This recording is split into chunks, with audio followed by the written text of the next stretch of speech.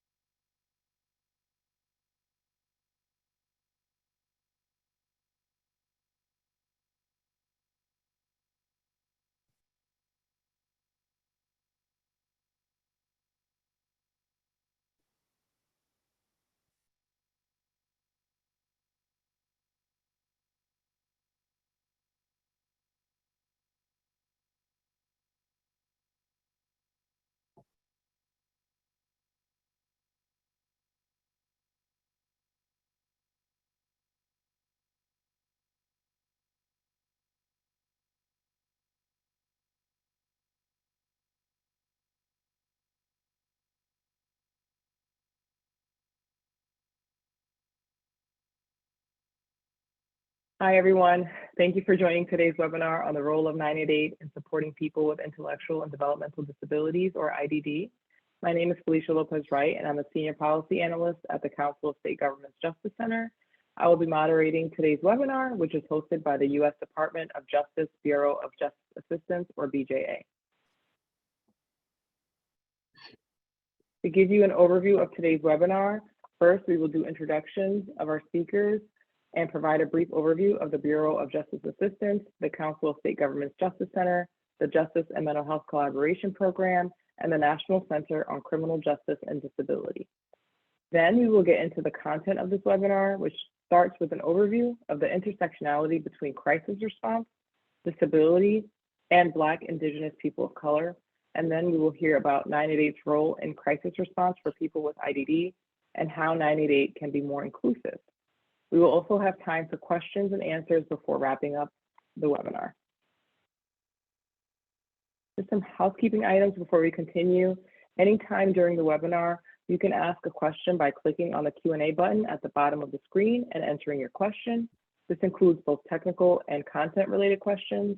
We will try to reply to the technical questions in the chat as we go. And for the content-related questions, we will keep a list of them and address them at the end of the webinar. And we'll do our best to get through as many questions as possible for the content questions. If we're not able to get to your question, we will follow up with you afterwards via email. If you encounter any technical or audio problems during the webinar, you can see the information that we posted in the chat. Please understand that there are some technical issues that we may not be able to resolve. We are recording the webinar and we will post it on our website along with the slides within about 1 to 2 weeks. So as you know, my name is Felicia Lopez-Wright. I'm a Senior Policy Analyst within the Behavioral Health Division of the CSG Justice Center, and I primarily provide technical assistance to Justice and Mental Health Collaboration Program grantees and support projects within our crisis system portfolio.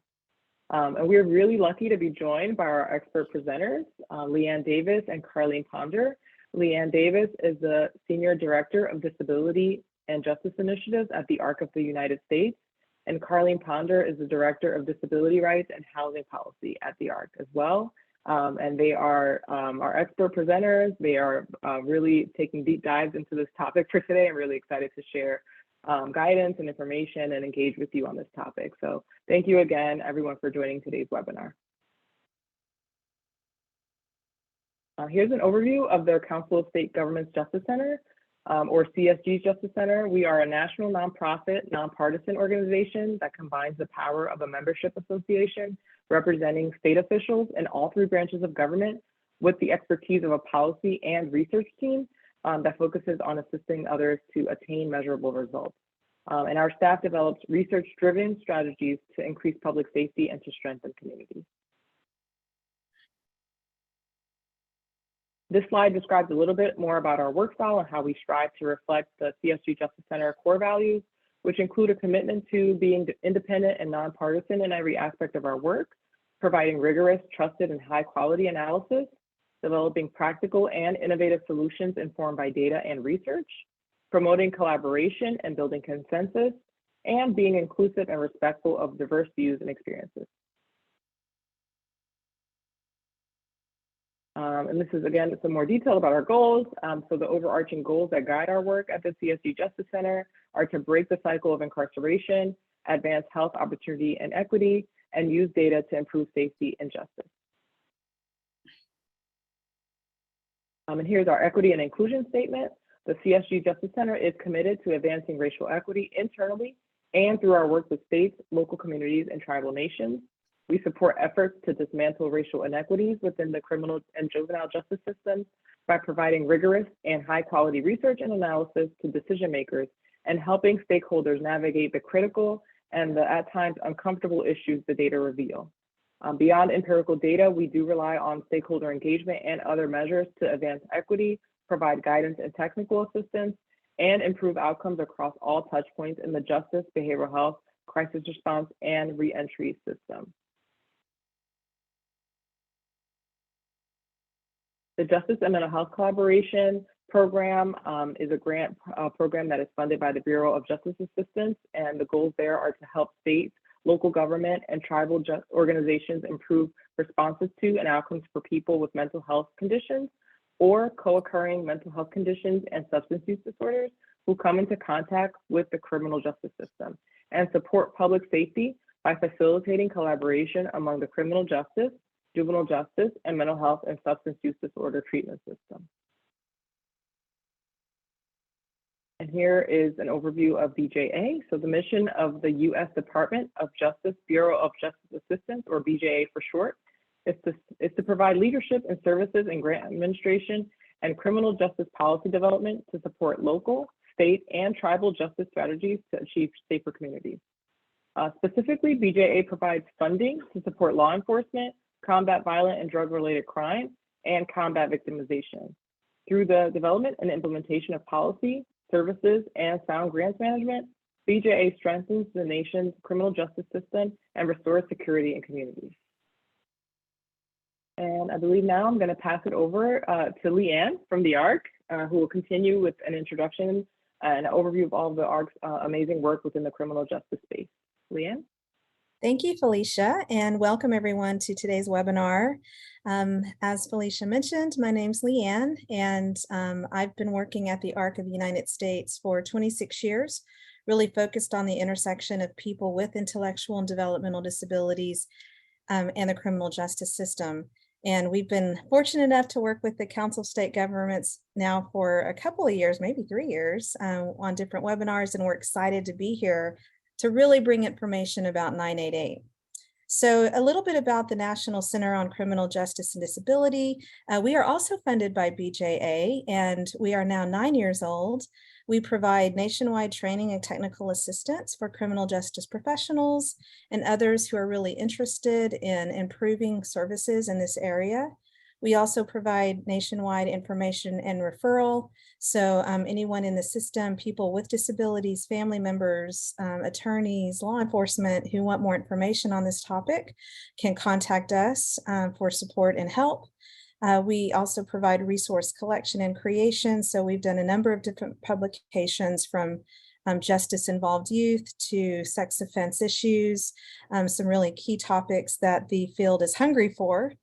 And of course, we continue our education efforts through a number of different social media outreach, webinars, and conferences. Next slide. This is our presentation outline that we're bringing to you today. First, we're going to look at the intersectionality of crisis response, disability, and the BIPOC community. And then Carlene is going to do more of a deep dive into really understanding the role of 988 in crisis response for people with IDD. And how do we create more inclusive 988 response systems, which is so important that we start talking about that now before everything is built. And then we're going to leave some time for questions and answers. Next slide. So before we kind of go into the 988 crisis response piece, I just wanted to make sure that we're all have the same understanding around what is the definition of intellectual and developmental disability. So you probably, if you have heard this term before, you probably have heard the two terms together. I'll go over first developmental disability, and that is the definition that you see on your slide here. That is a physical or mental impairments that begin before age 22. And there are substantial functional limitations in at least 3 of the areas listed here, which include self-care, learning, walking or moving around, self-direction, independent living, and economic self-sufficiency. And we know that over 7 million people in the US have intellectual or developmental disabilities. Now, when we look at intellectual disability more specifically, that also checks these boxes, originates before age 22. The person also has these functional limitations in these areas. But in addition to that, the individual will also have some type of cognitive impairment as well. Next slide.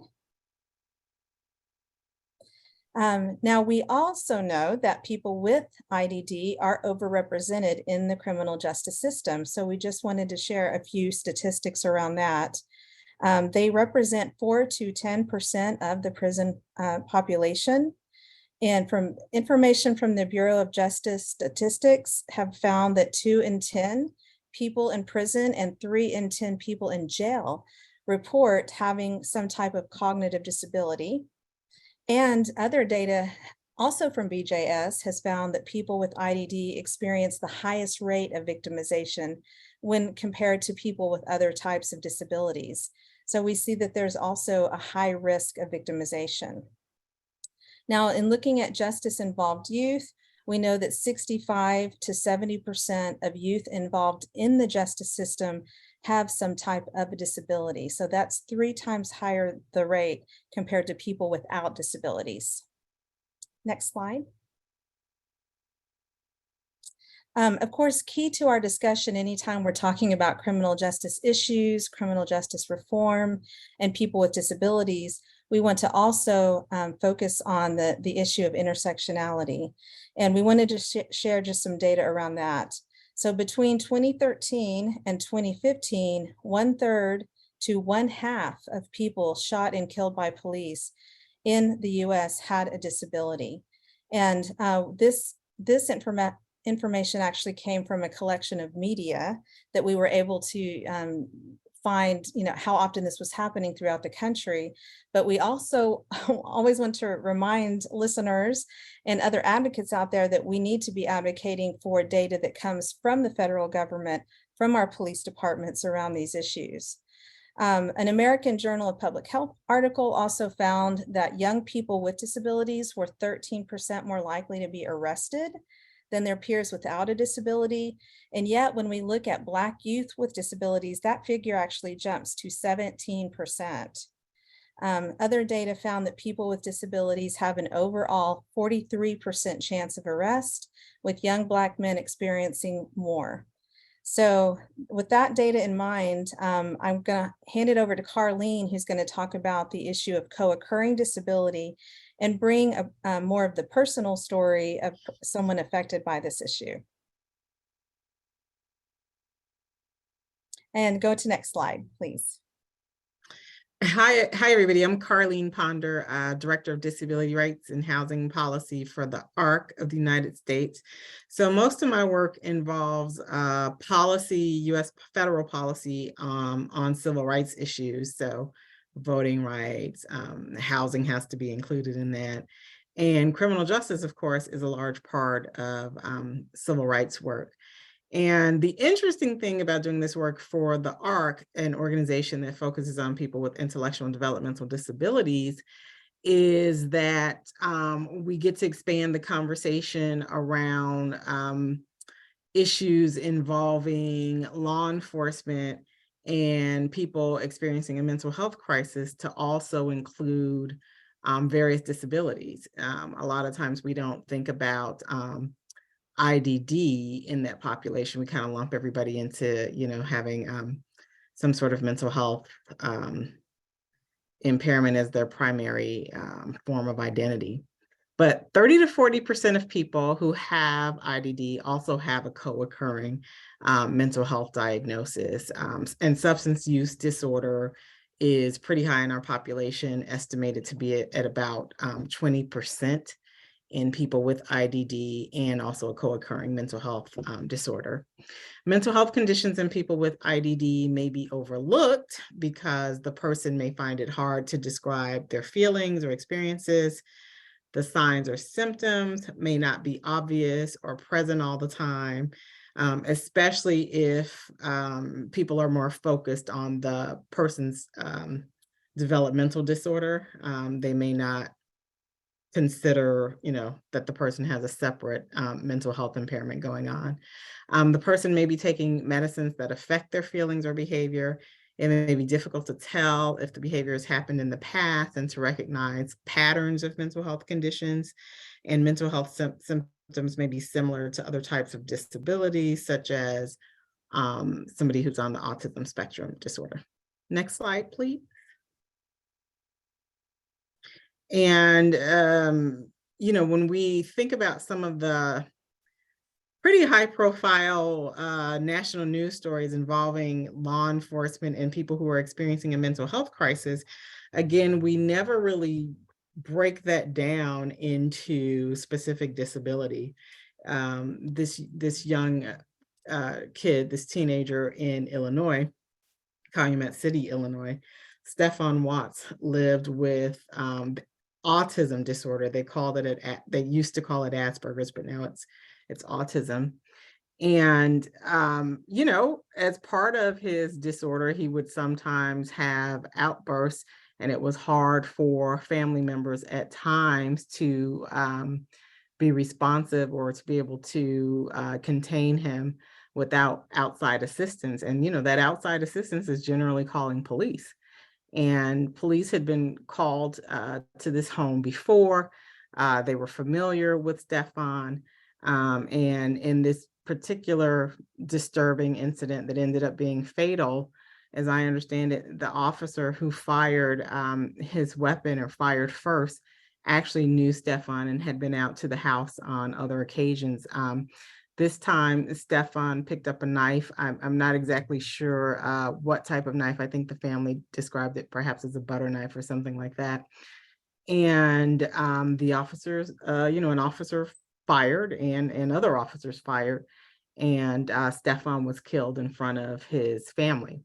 So again, one of these unfortunate incidents that occur all too frequently, but a lot of times in the way that we talk about them, certainly the way that the media talks about them, we talk about the mental health aspect, and not that recognizing that this is actually a person who had IDD, and is a population, that we should spend some of our time learning about as well.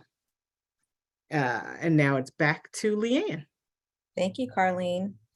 And on that note, I think it's important that we consider the type of research and evaluation that we're able to do when it comes to crisis response, just in general.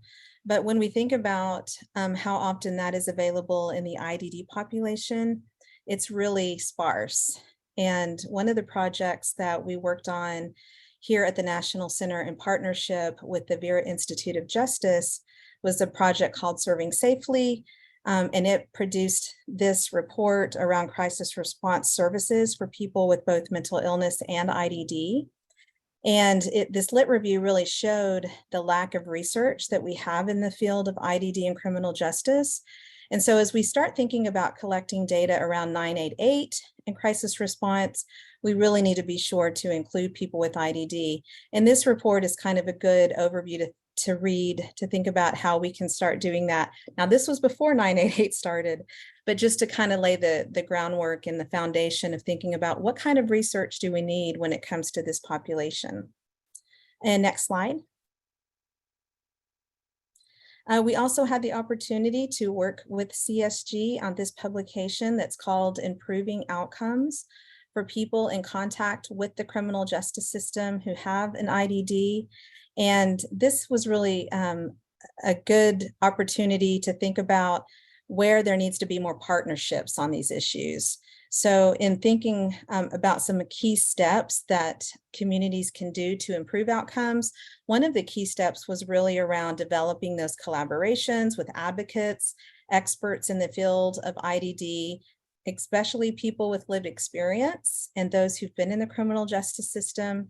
And Carlene will probably mention this too later in her slides, but the importance of partnering with chapters of the ARC or organizations on autism, other nonprofits, and specifically groups that where people with disabilities are really leading efforts in this area. So this is a good publication to just kind of think about in terms of how you can do some of those collaborations. Next slide.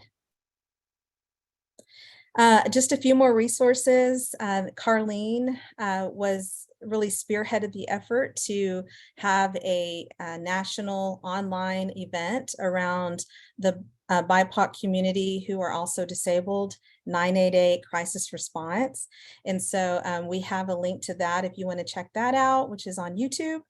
And then our National Center on Criminal Justice and Disability has a Pathways to Justice training program that I can't go into now, but if you want to learn more about that provides training to law enforcement, attorneys, victim advocates, and really is a community-based response around training.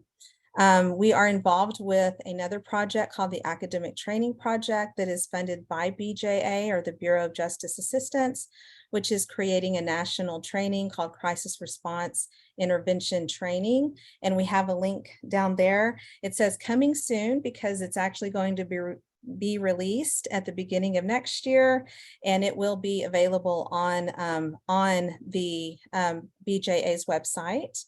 And it's also produced some really good publications, so we added some links to that as well. And we're working on a steps for deflection or pre-arrest diversion, specifically for the population of people with IDD, so that should be coming out fairly soon as well too. Next slide. So now we get to the meat of the presentation around 988 specifically, but before we jump into that, we wanted to get your reaction and your response on this question. So what is the current status of 988 in your state or area? And here are some of the key things we're asking about. Are you in the planning stages of 988? You're currently implementing 988. 988 is live, but there's not really enough resources to implement it well, or most in your area are still aware of 988. So there's the polling question that went up for everyone to answer. So please check which one is closest to where you're at right now so we can get an idea, not only for us as the speakers, but everyone else in the webinar today, kind of where everybody is with the 988 status. And then once we get enough, I think we will get to see the results of the poll.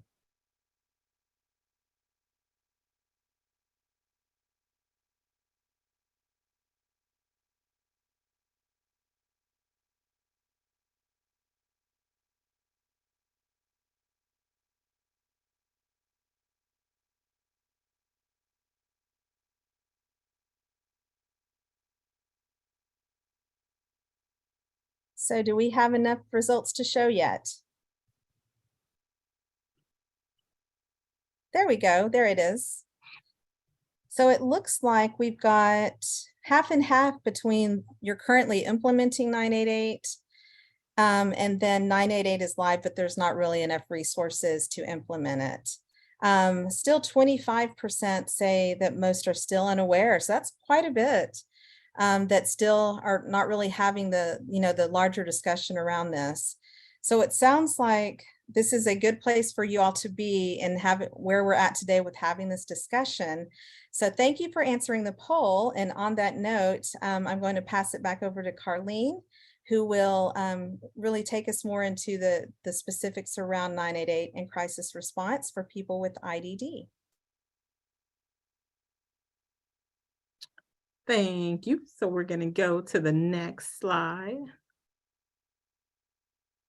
Okay, so here we are with the launch of 988, our newest three-digit national emergency number since 911 was created I guess in 1968.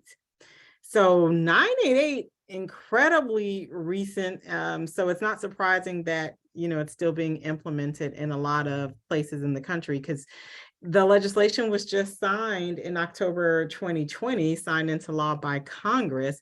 It was bipartisan, which makes it historic in a lot of ways because it was bipartisan.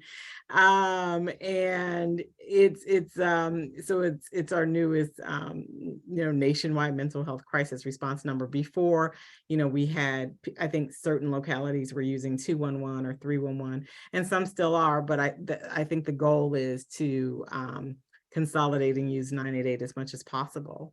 Next slide, please.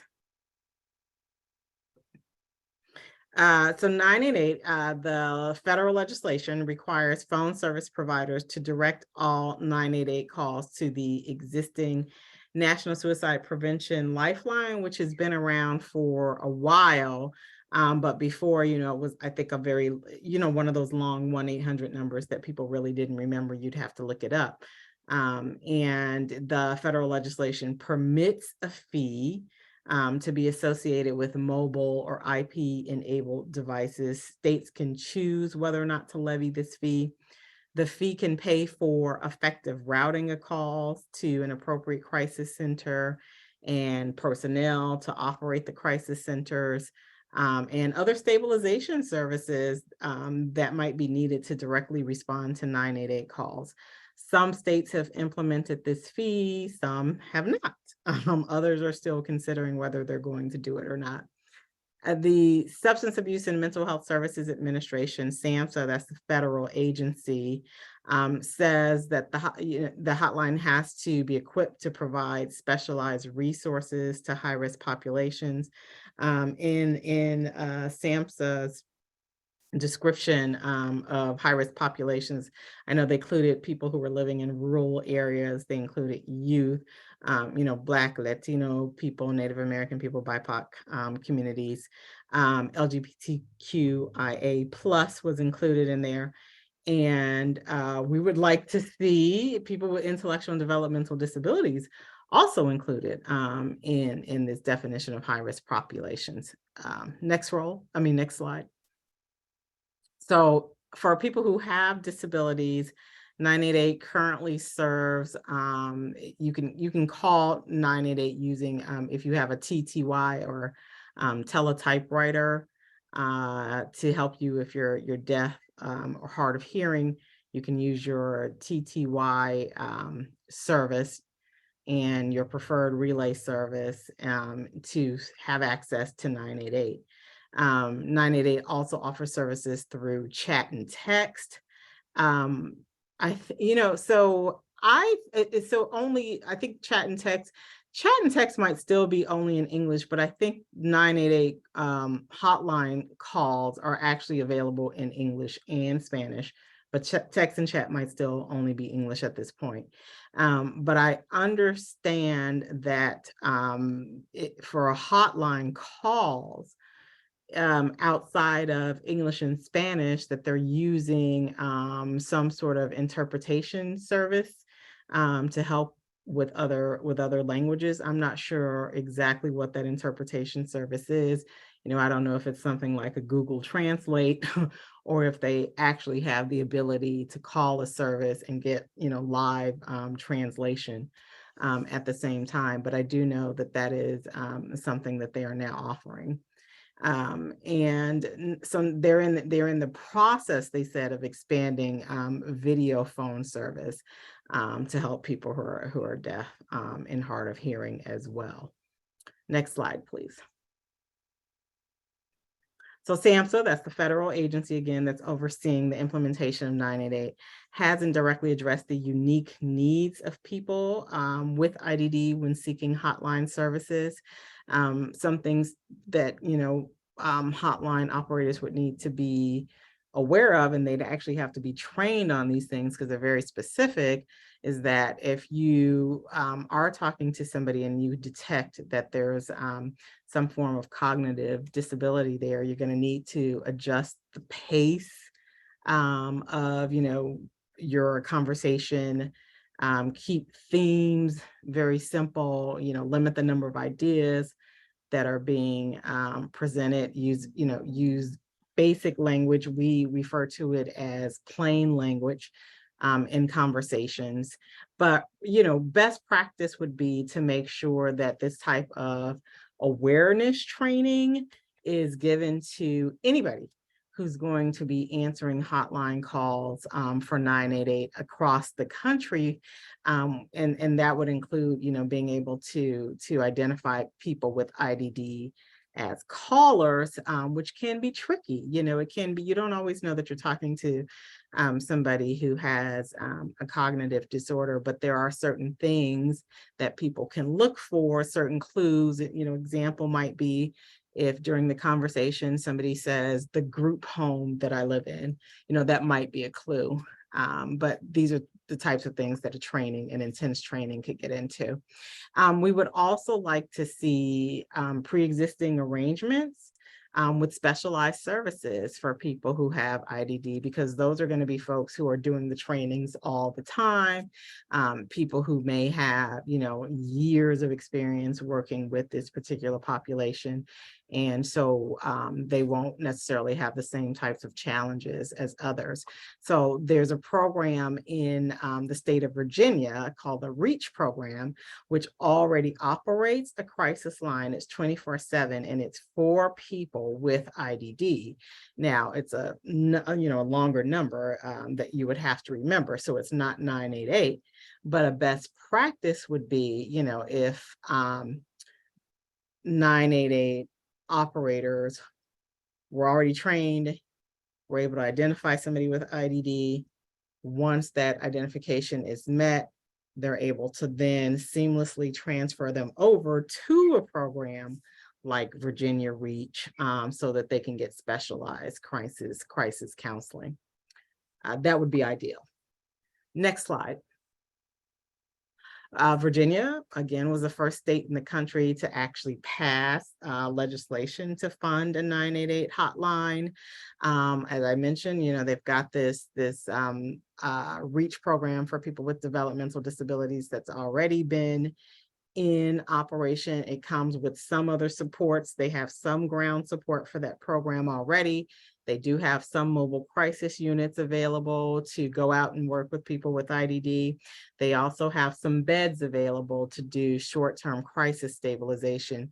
However, when I last checked, which was pretty recently, they hadn't received any additional funding from, that would represent a positive change in the amount of funding that they normally get from the state, which to me is an indication that that the state isn't sort of seamlessly working with this provider to make sure that they can handle an influx of calls coming from 988 that might better be dealt with through a specialized IDD provider. So, we have a lot of questions about what is happening since, Virginia obviously very interested in making sure that 988 succeeds, being the first state in the country to pass a funding legislation, also being set up to succeed in terms of dealing with people who have IDD, because they already have this separate, developmental disabilities crisis system. But we have questions about how they're working together. The biggest question, I think, really is, how will 988 operators identify people with IDD who may be better served through this program? And whether or not, the REACH program has the capacity to even take on additional responsibility should a partnership, be arranged with them throughout the state of Virginia. Next slide, please. And that, I think, is, we're now going to go to creating inclusive 988 and response systems.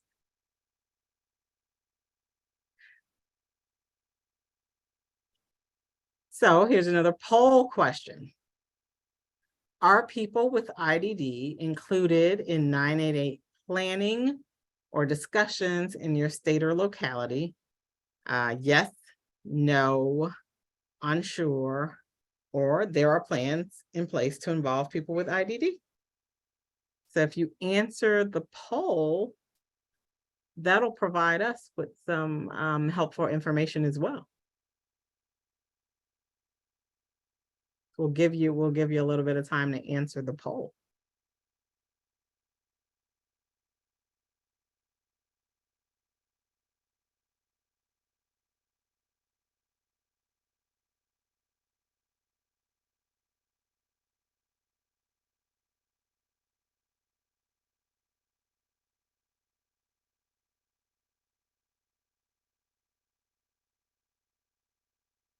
And whenever we got a good number of answers, we can take a peek.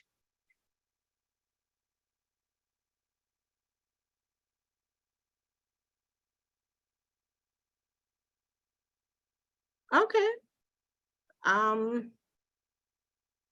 Most people are unsure, which is understandable because this population often isn't at the forefront of planning around behavioral health. But for the ones who said yes, IDD is included, I would love to hear. I mean, maybe you can put that in the chat where you're located. That's great. And I wonder how IDD became part of the conversation. Was it an organization like your chapter of the ARC or another disability organization that brought IDD to the table? I'd love to hear some of that. Thank you for answering the poll. Okay, Oregon, thank you. We know some good people in Oregon. We've got very active ARC chapters in Oregon. And the Cahoots program is in Oregon. Although I'm not sure that they specialize in IDD. I'm not sure if they even have training in IDD, but you might be able to answer that as well. Next slide, please. Thank you.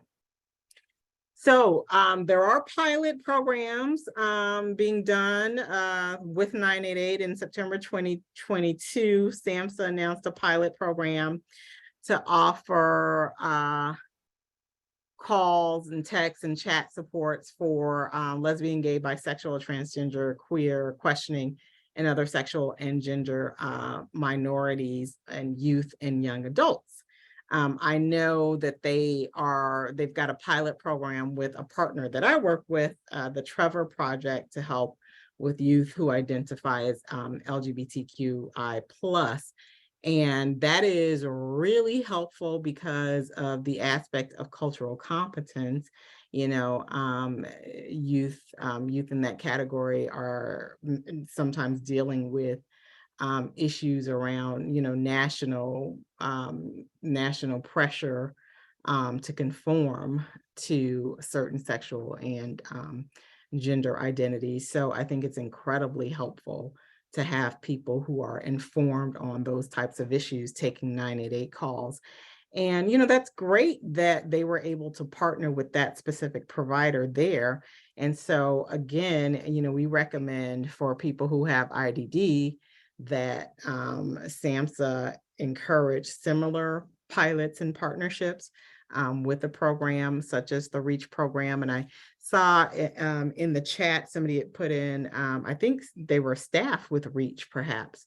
And we're talking about some of the conversations that are happening around 988. So I would love to take a look and hear more from you about that as well. Next slide, please. Washington State, allocated funding that they received from the American Rescue Plan Act to assign mobile crisis teams dedicated to youth and young adults in response to calls coming in from 988. This plan included a minimum of 6 children and youth mobile crisis teams.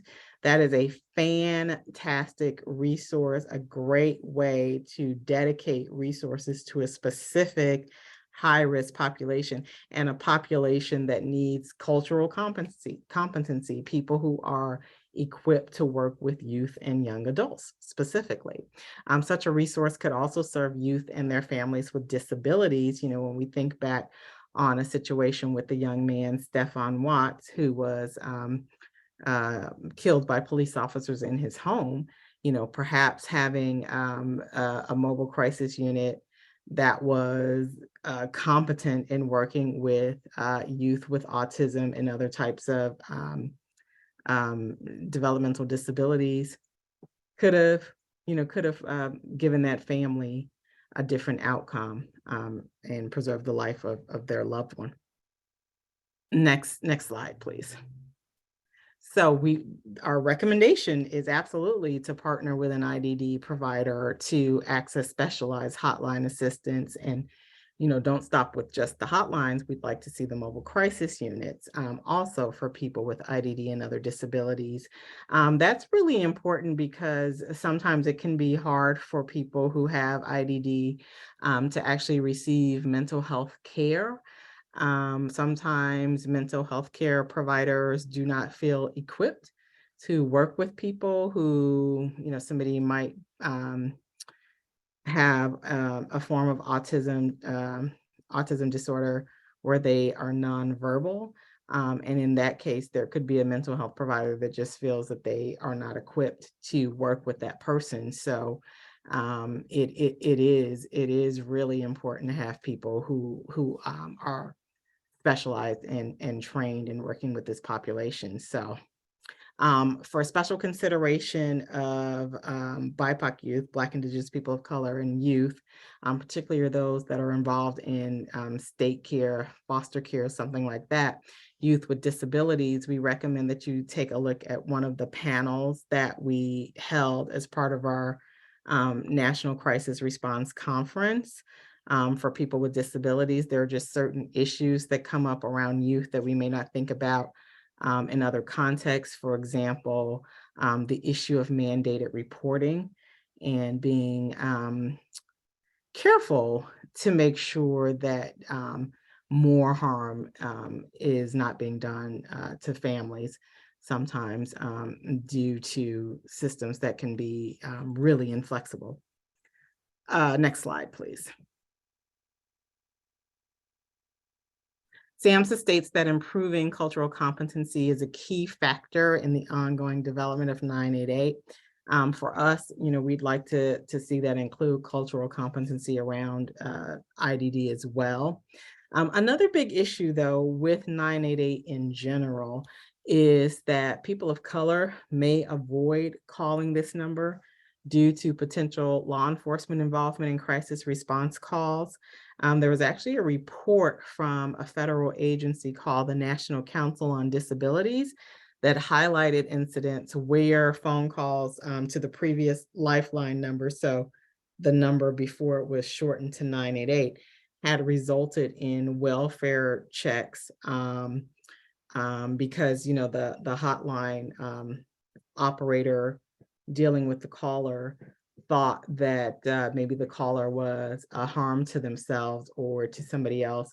And unfortunately, in those cases, we have so few resources outside of calling 911 because not every community has mobile crisis units or even a protocol to sort of bypass 911 to get to a mobile crisis unit.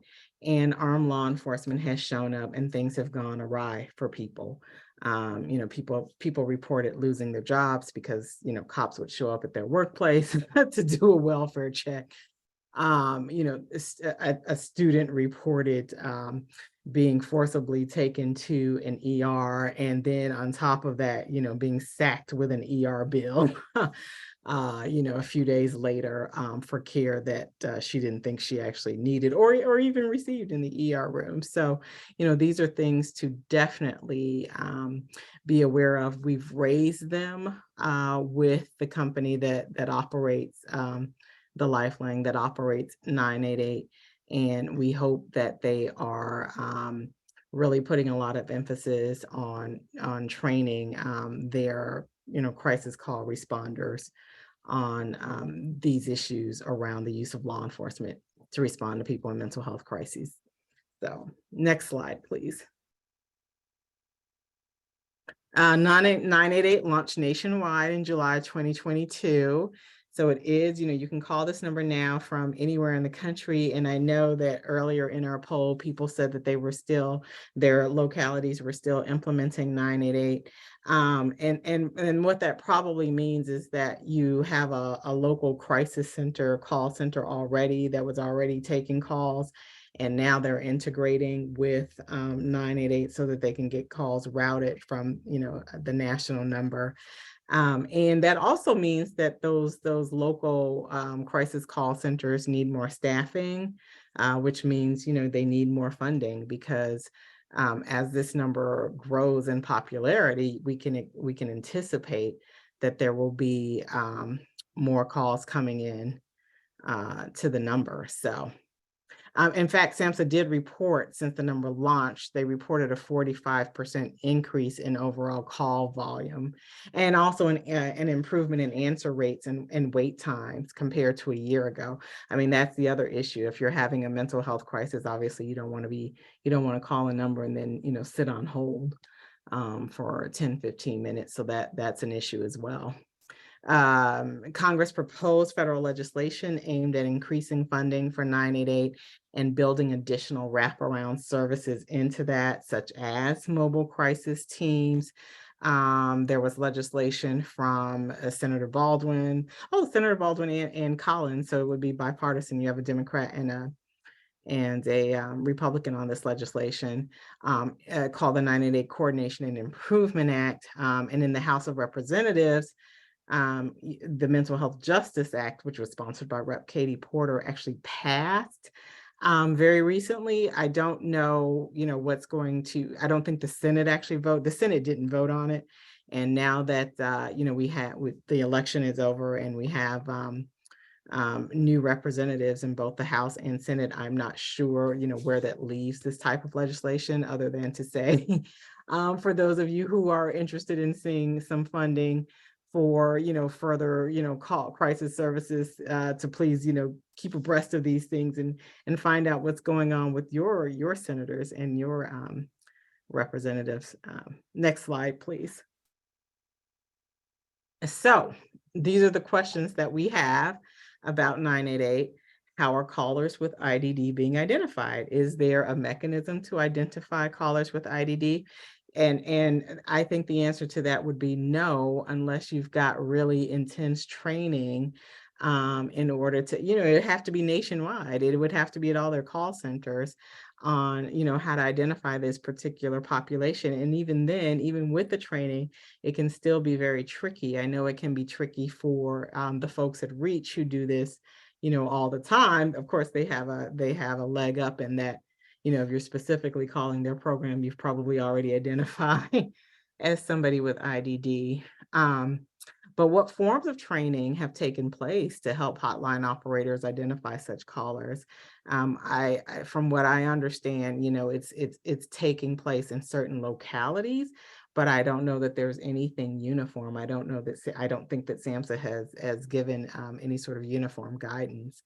Has 988 identified partners in each state who can competently answer calls from people with IDD, from service providers and their family members, because again, that would be incredibly helpful.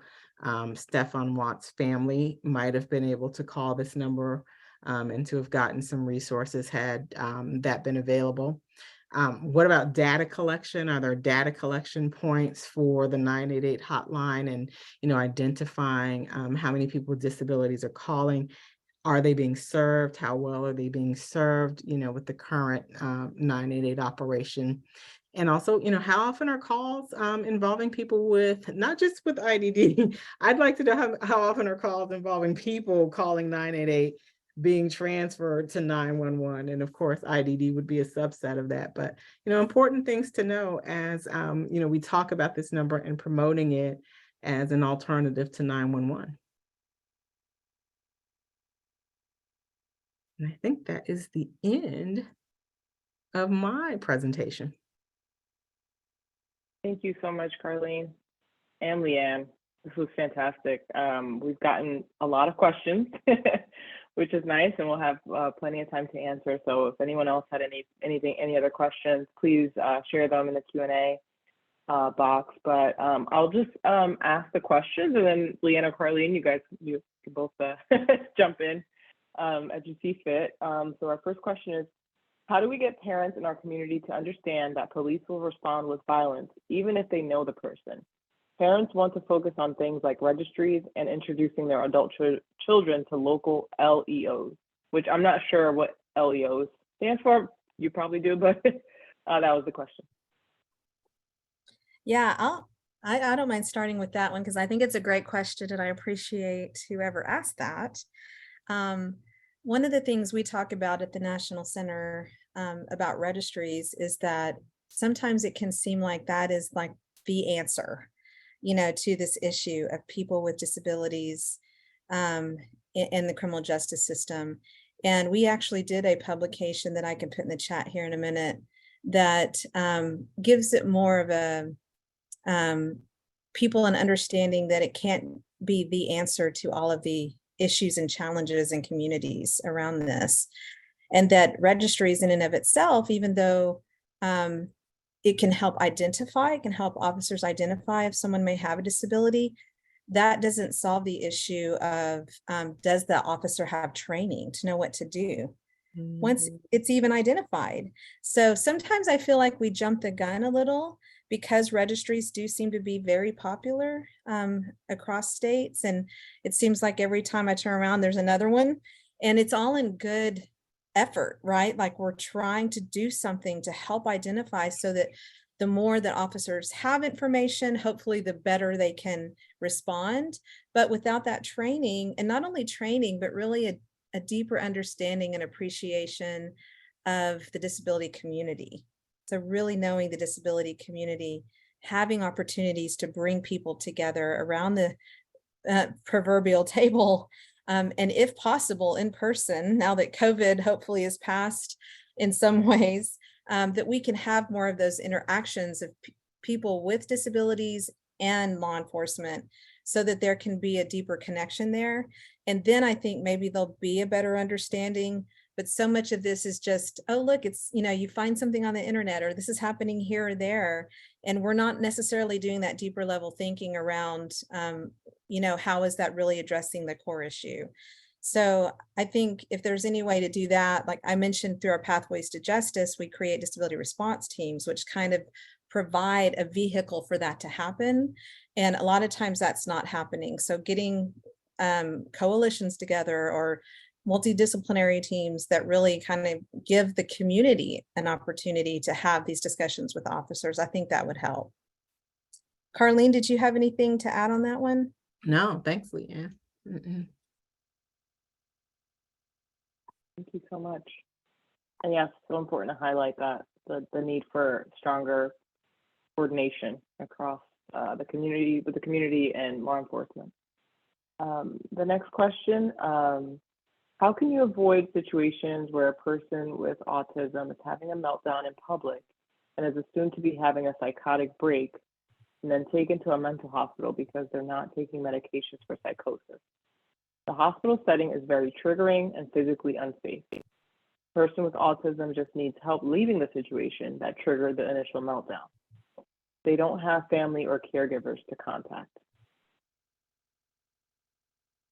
Yeah, I mean, it's tough, but that's a situation that happened to one of our board members. I think the board member described being at an airport and just getting overwhelmed because the flight had changed and it was hard to, figure out, what was going on with getting on another flight, and, began to have a meltdown in public. Well, yeah, people will assume the person is losing their mind.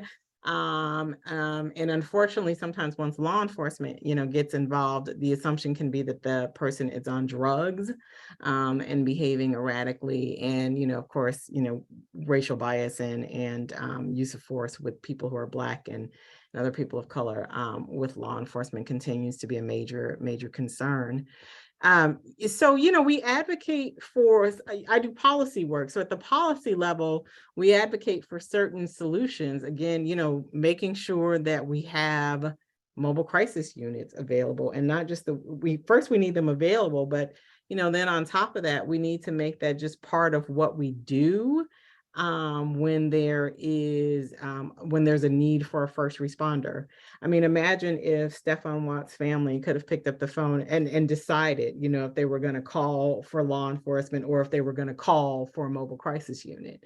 I mean, it would be great if we just got to that point, right, when you can decide what the appropriate first responder is. And then, if that person is equipped and culturally competent in dealing with people who have certain types of disabilities, then we would think we would see a different response, and that they would know how to calm the situation, remove the person from the crowd, and get them away from loud noises and lights and that kind of thing. And then having places that people can walk into for short-term care in the community, just around the neighborhood, having places where people can go and calm themselves and de-escalate. Yeah, and I would just add to that, it sounds like the way the question was phrased is that the person is assumed. So I don't know if in this situation, if you were able to provide identification, if that would help in order to, specify what type of disability. And of course, that's up to each person if they want to disclose that. I know in one of the projects we're working on, one of the things that we talk about is how to provide identification so that an officer may then know, well, this is not what I'm thinking it is, and maybe help change that, that person's understanding of what's going on. But even then, it goes back to the level of education of that officer. And often when we think about who to educate first, we go to the crisis intervention team or CIT officers when those are available to start that process of education. But I really appreciate that question because, of course, the hospital setting can absolutely be triggering, unsafe. Sadly, the long-term solution is what Carlene is talking about, and that is the mobile crisis units and having another place to go. And we have not had that. And when we provided training throughout the country on this issue, it does seem to be that cyclical problem of, even when we educate officers, say they do know the right place and they do understand where to go, where is it? Where is that? Where are we finding the resources for that to happen? So that's why we're really hoping that 988 can be a key piece of this to help funnel money and resources into the community and provide these types of supports for individuals. But that is a tough one, and we thank you for sharing that.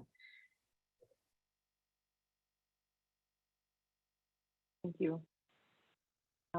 The next question, is there training for dispatchers to assist with recognizing and relaying adequate information to responding officers or EMS for people that have IDD?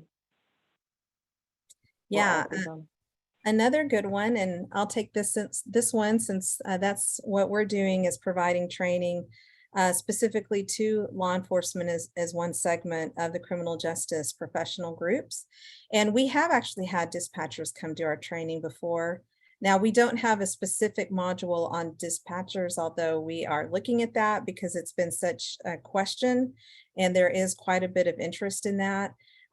We're part of the academic training project the one that I mentioned earlier, that's creating the national training on crisis response intervention training, or CRIT. And as part of that project, a number of webinars have been offered. And one of them was called Transforming Dispatch and Crisis Response Services, Meeting Challenges with Innovation.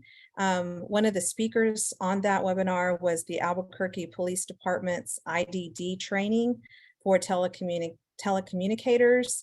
And they did speak about that issue and how to train dispatchers on this. So we can drop that link in the chat so that you can check that resource out.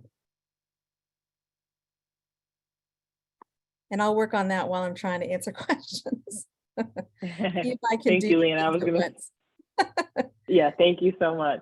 I was gonna try to find it, but No, you're I've probably got it, you're probably Felicia. I'll faster. do it. Thank you so much. Sorry, I'm just trying to, there's a lot of questions, which is great. I'm just trying to make sure I'm going in order. Okay, if a person with autism is not in the state's DD system, would they still be eligible to get plain language or specialized services through 988? Also, the county's mental health provider for IDD folks is not competent in dealing with people with autism. So if the local 988 referred IDD calls there, it may not be helpful. Yeah, that's true. So that anybody can call 988. You don't have to be in the developmental disabilities program in order to call 988.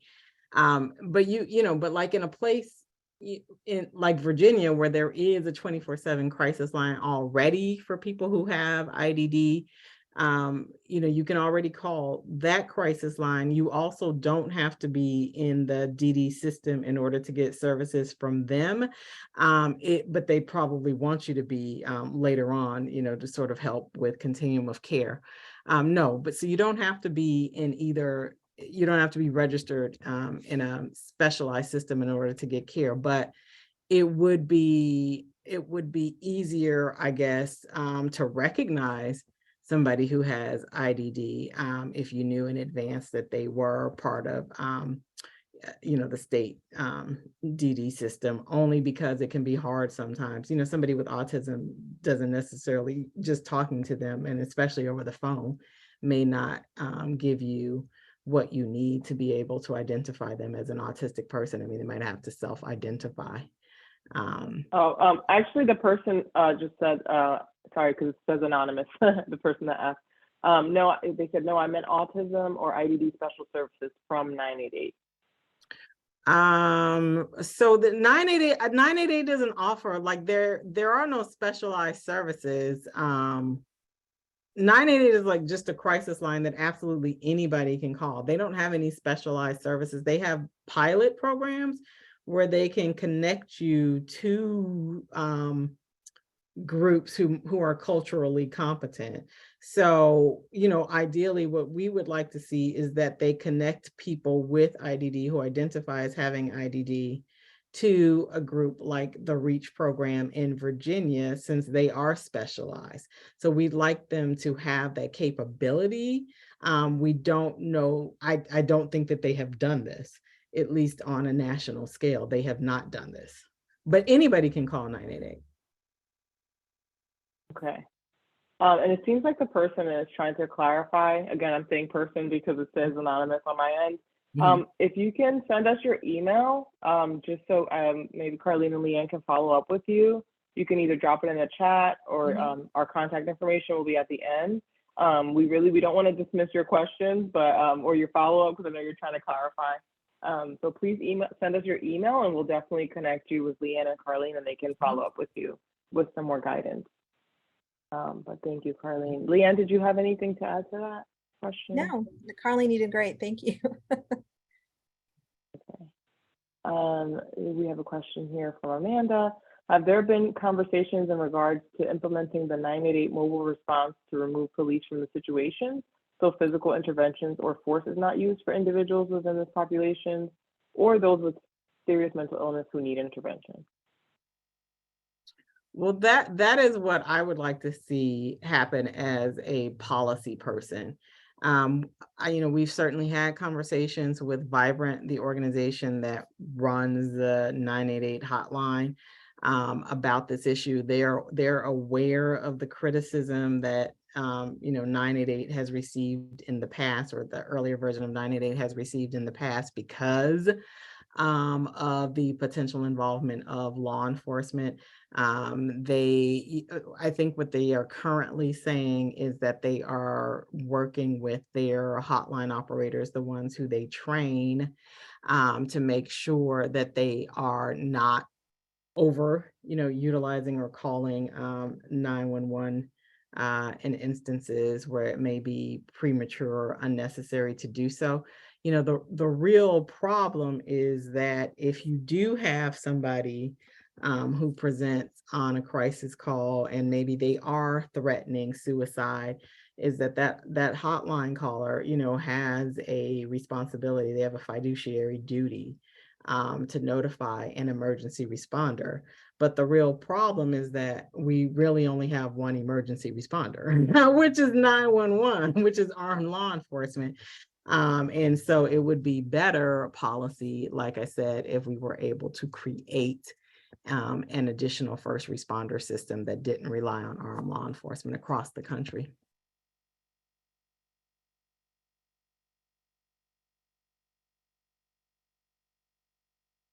Okay, thank you.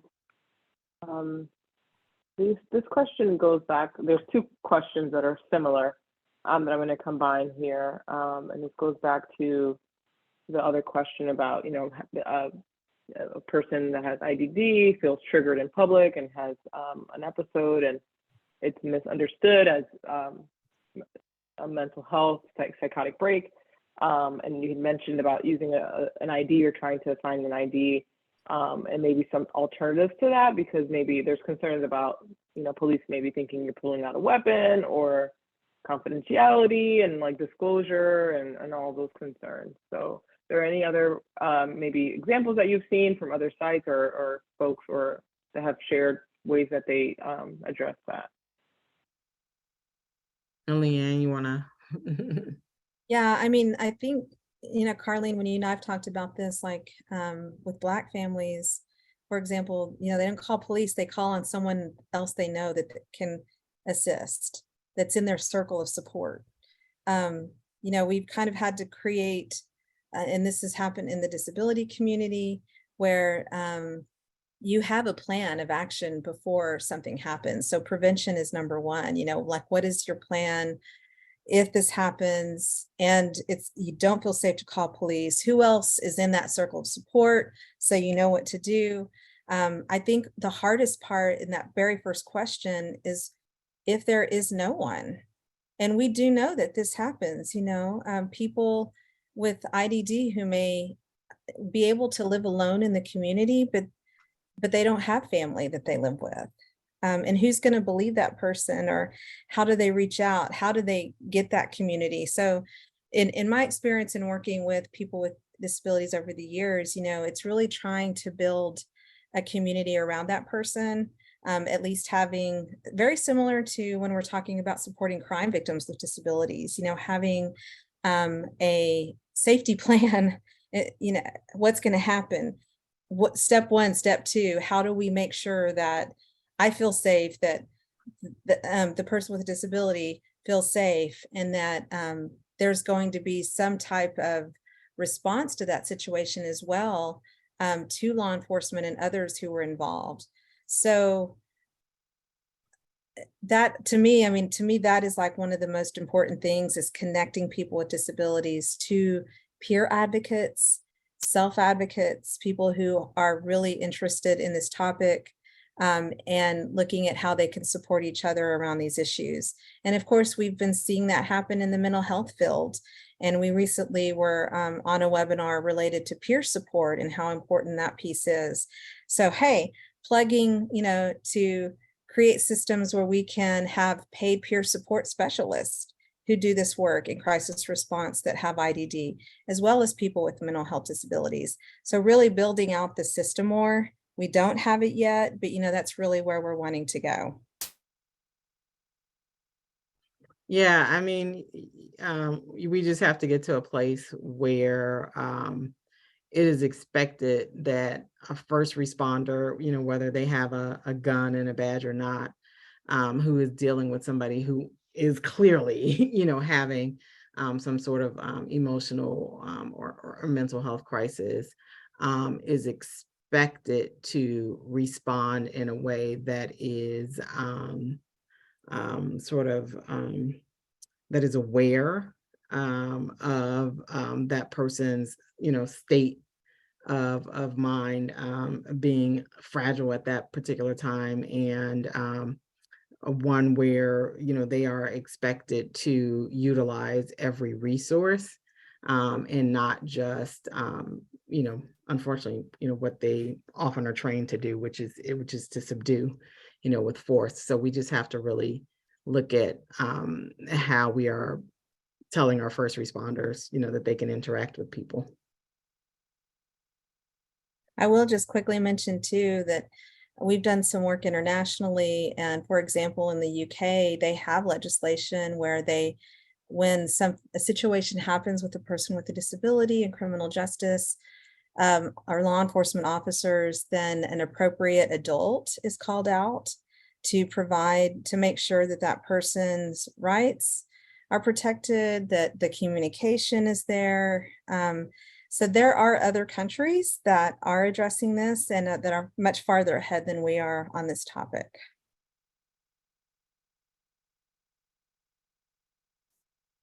Thank you. I actually received a question via email before the webinar from someone that wasn't able to make it, and I did want to make sure we acknowledge their question. And they had some concerns about access to 988 by people that are deaf, that also have IDD, and that have linguistic deprivation, and because right now the system requires English fluency, which many of those people may not possess. And has there been any recommendations there, changes, or things coming to address that gap? I mean, for deaf people, the TTY service is available, so they can still use their same teletypewriter and their same relay service to access 988. And Spanish is the only other language that is fully supported by 988 right now. But again, SAMHSA mentioned something about having access to an interpretation service for other languages. I'm just not sure what that means. I don't know if that means live interpreters or if, like I said, it's some sort of Google Translate kind of thing, but yeah. Thank you. And I believe this is our last question. If there's any other questions, feel free to send them in as we were going through this one. But the person asks, what if you have autism but don't meet the DD system entry criteria, but you still need autism competent 988 services? So it sounds like maybe not eligible for services, but are experiencing crisis related to IDD and needing that on the other end. What to do in those situations? Yeah, I mean, 988 is still available to that person, because it's to answer anybody who's experiencing crisis at the moment. It doesn't really matter like what it stems from or what it's related to. 988 is definitely available, but again, it would be great if they were able to recognize that this person does have some form of IDD, and that they can get them to a partner. If they have these partnerships, they've got to have them in place.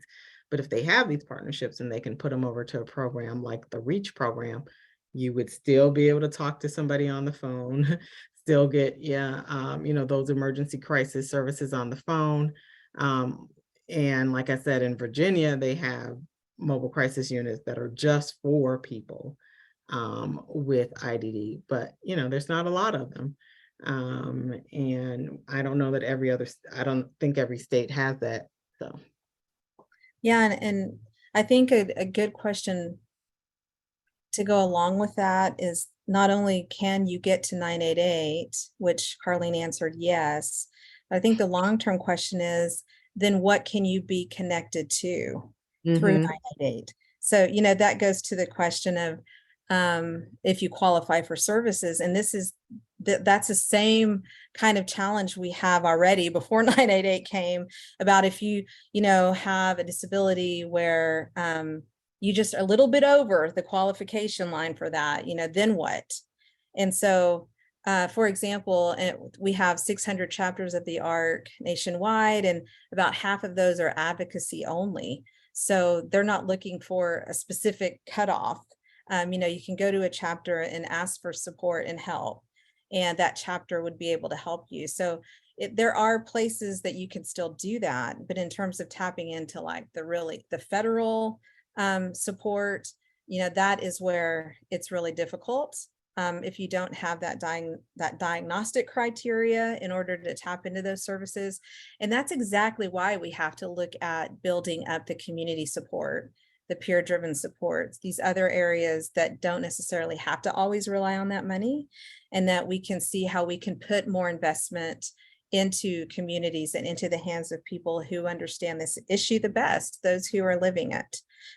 So that is a really good question. And it's, again, it's something that we're working on and towards through our chapters of the ARC here. Thank you. And a related question, I guess, to expand a little bit on that, what you just said, Leanne, about the work happening at the ARC and your involvement in advocacy. There's a question in the chat. Is there any particular state or local agency that has taken an overall coordinating and policy and training role to see that the system continues to get built out and specific to responses for people with IDD? That would be SAMHSA, the federal agency.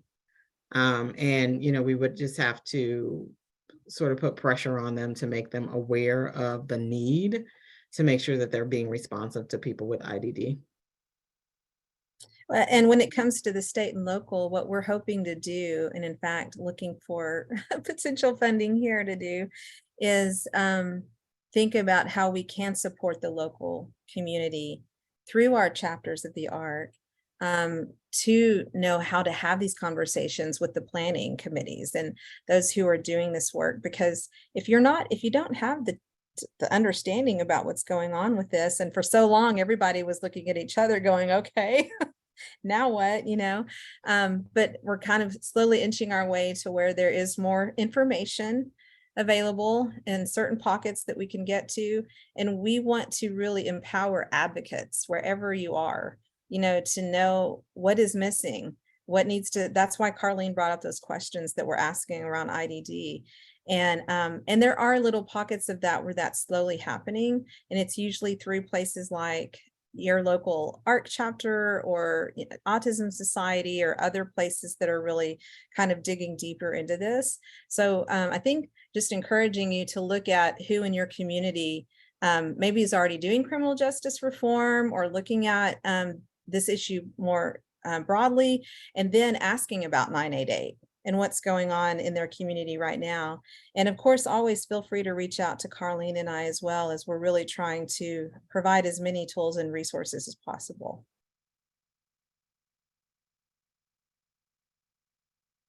Great. Awesome. Thank you, everyone, for your great questions. Definitely, I feel like I've learned so much during our time together today. So we can continue going through the slides. If there's any additional questions, again, Carlene, Leanne have dropped their emails in the chat. It'll also be in the PowerPoint that gets uploaded to our website along with the recording for today. So you can get in touch with them after if there's anything else that comes up. So the remaining slides have all of the resources. We're excited, and contact information for our panelists today, and also the link for signing up for CSG Justice Center's newsletter, which you can find at csgjusticecenter.org. It's right on our homepage where you can sign up and receive lots of information from the field. And as a reminder, the webinar has been recorded, and we will post it along with the PowerPoint PDF of it, so you can click on all the links and access everything in about 1 or 2 weeks. So a special thank you to Leanne and Carlene, again, from the ARC of the United States for presenting today, for your expertise, for your guidance. This was amazing. And thanks to everyone that was able to join us today. Hope you have a good rest of the week. Thank you.